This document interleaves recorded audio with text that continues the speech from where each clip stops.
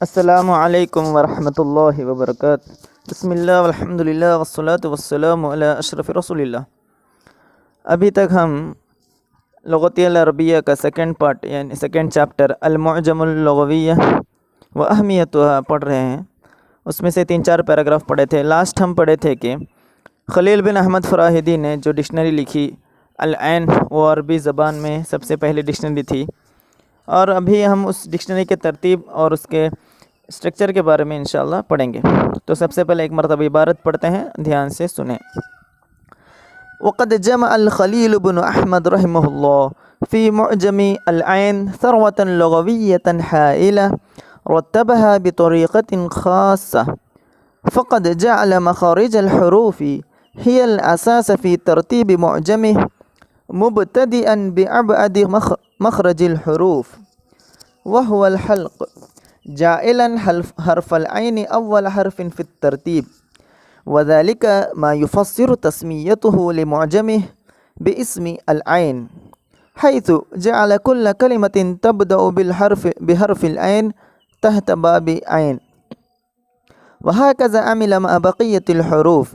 وعلى نهج الخليل بن أحمد صارت مجموعة من المؤلفين في معاجنهم، منهم ابن دريد الأزدي في كتابه جمحرة اللغة، والأزهري في كتابه تهذيب اللغة، وكذلك المعجم الوسيط ومختار الصحيح وغيرها۔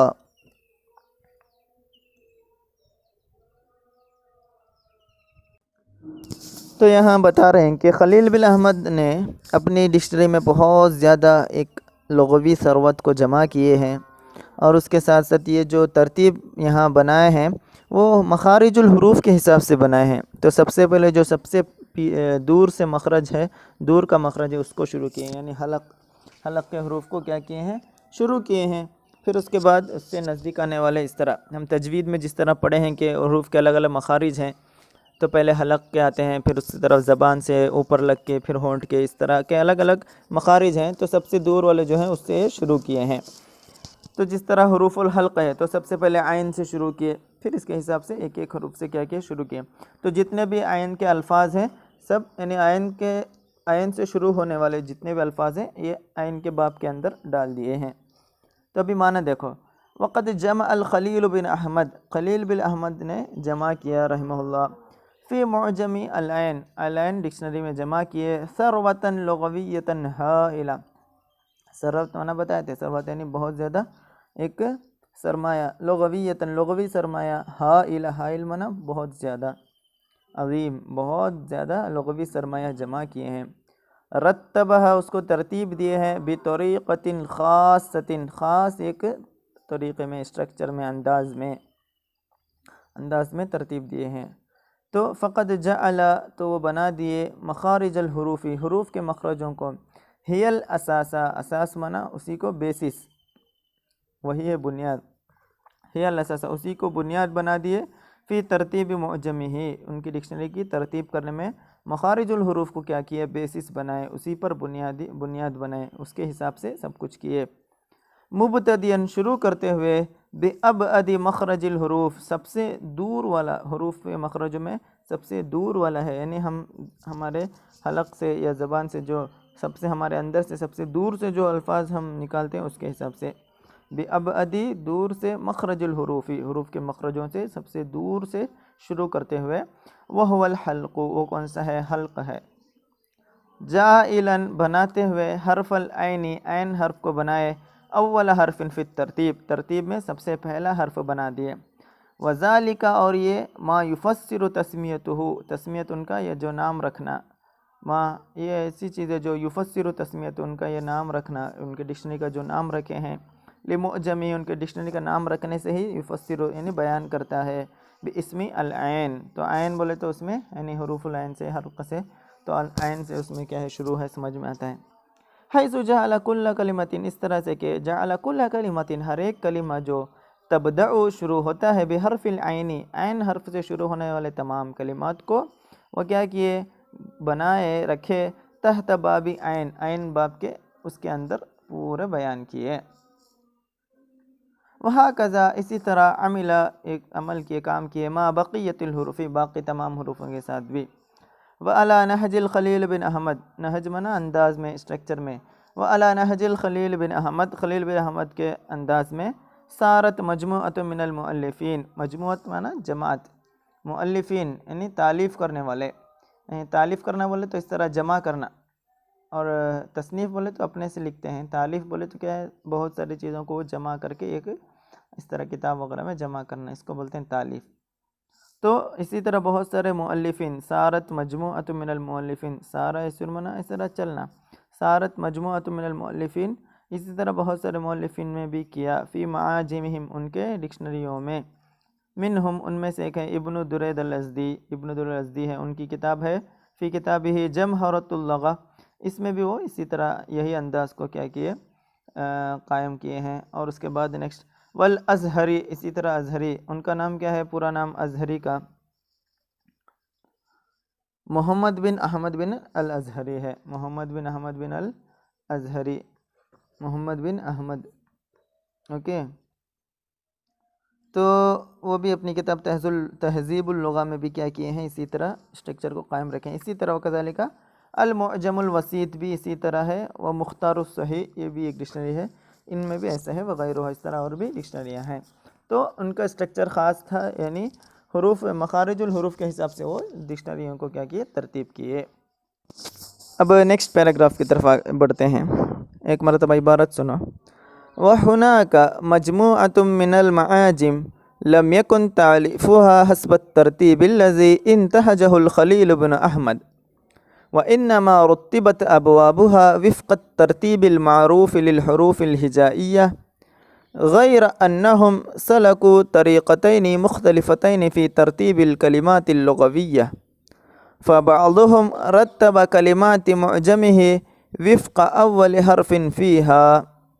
بأن جعل كل كلمة تبدأ بالهمزة مثلا تحت باب الحمزة وهكذا عمل مع بقية الحروف ومن هذه المعاجم المصباح المنير للفيومي وأساس البلاغة للزمخشري ومختار الصحاء للرازي وبعض المؤلفين رتبوا معاجمهم بناء على ورود الحرف الأخير في الكلمة فكل كلمة آخرها حرف الهمزة تدون تحت باب الهمزة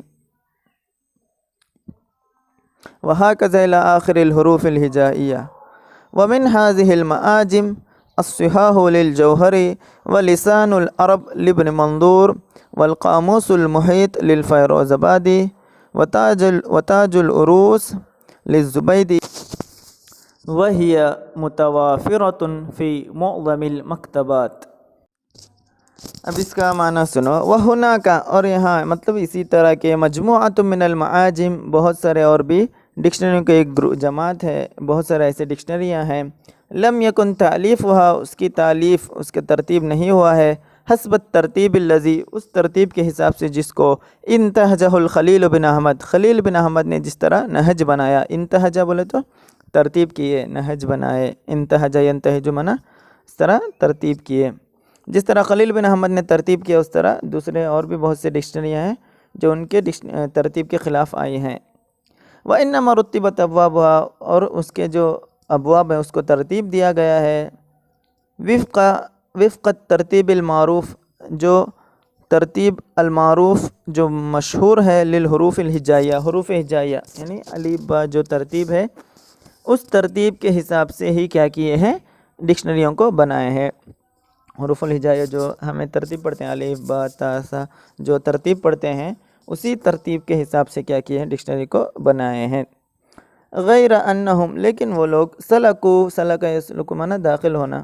سلکو طریقتین مختلفتین دو مختلف راستوں میں داخل ہوئے فی ترتیب الکلمات اللغویہ لغوی کلمات کو ترتیب دینے میں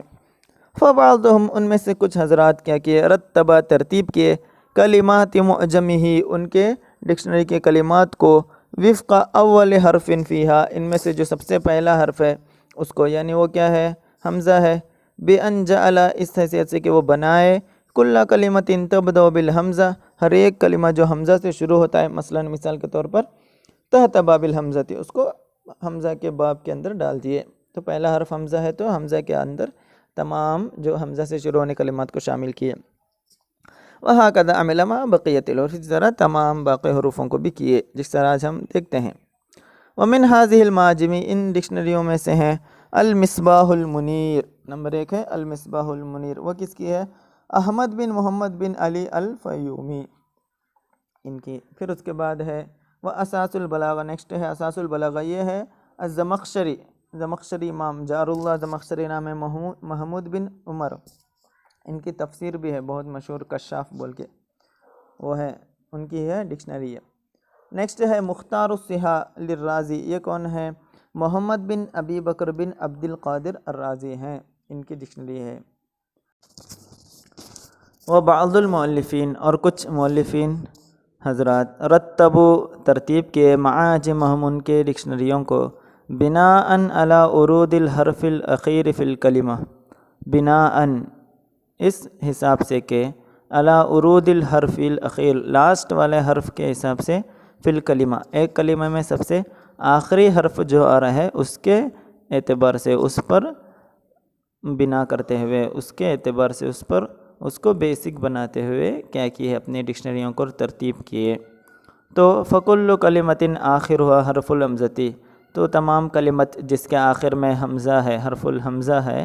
تو دون اس کو تدوین کیا گیا تحت باب الحمزتی، حمزہ کے باب سے.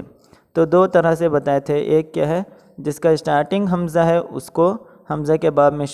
تدوین کیے، اور کچھ لوگ کیا کیے جو آخری حرف ہے اس کے اعتبار سے، اگر آخری حرف حمزہ ہے تو اس کو حمزہ کے باب میں کیا کیے،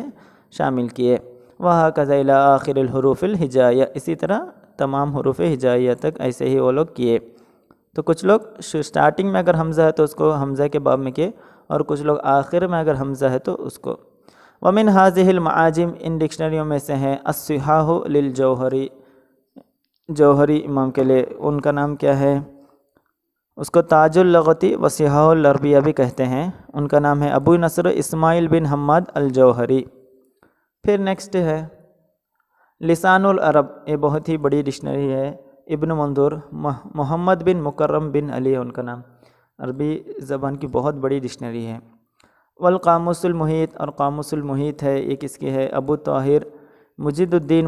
محمد بن یعقوب الشیراز آبادی الفیروز آبادی، فیروز آبادی بول کے مشہور ہے. پھر تاج العروس، یہ بھی بہت بڑی ڈکشنری ہے، للزبیدی، یعنی تاج العروس من جواہر القاموس نام ہے، العلامہ مرتضی الزبیدی. یہ القاموس المحیط ہم جو بتائے اس کی شرح ہے، اور وہی متوافرۃ، یہ بہت زیادہ ہے، فی معظم المکتبات، بڑے بڑے مکتب لائبریریوں میں یہ بہت زیادہ پائے جانے والی ڈکشنری ہے. تو یہ ہے ہمارے الگ الگ ڈکشنریوں کے ترتیب کے بارے میں. تو اتنا پڑھ کر آج ہماری کلاسیں ہی ختم کرتے ہیں. اوکے، تو 3 طرح سے ہم نہج بتائے، ایک تو حروف مخارج کے حروف سے، دوسرا ہجائیہ میں 2 مختلف طریق بتائے، ایک تو سٹارٹنگ میں حمزہ سے، اور دوسرا آخر کے حرف کے اعتبار سے. ٹھیک ہے، تو یہاں بہت ڈکشنریوں کا نام آیا ہے، ان تمام ڈکشنریوں کا نام آپ لوگ لکھ کے رکھنا ہے، اور اس کے مؤلف کا بھی نام رکھنا ہے. السلام علیکم ورحمۃ اللہ.